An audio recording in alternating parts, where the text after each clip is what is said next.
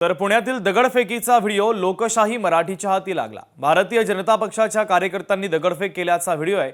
दगडफेकीमध्ये काँग्रेसचे कार्यकर्ते आणि पत्रकार रक्तबंबाळ झाल्याचं पाहायला मिळत आहे। एक व्हिडिओ आता समोर आलेला आहे। पुण्यातील दगडफेकीचा व्हिडिओ लोकशाही मराठीच्या हाती लागला आहे।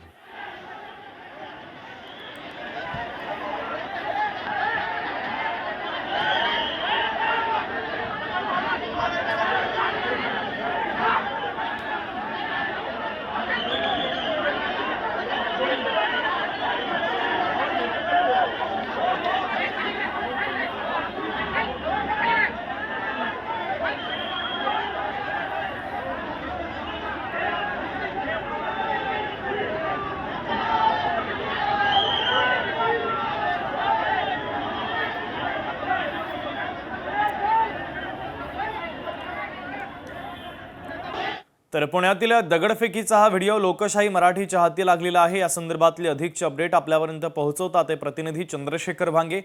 चंद्रशेखर, या व्हिडिओमध्ये दिसतंय काही कार्यकर्ते दगडफेक करतात आहे।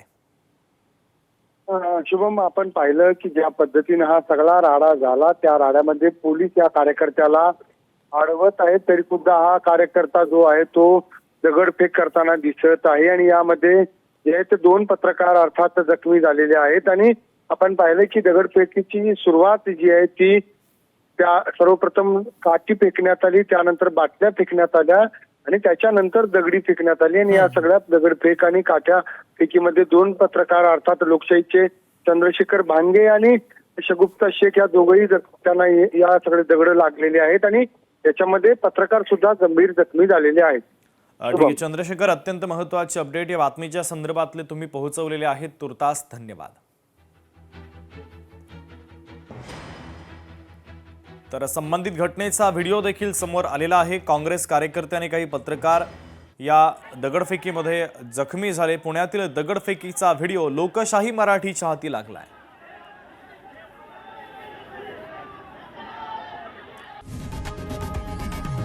लोकशाही मराठी ऐका, पहा, जागरूक रहा।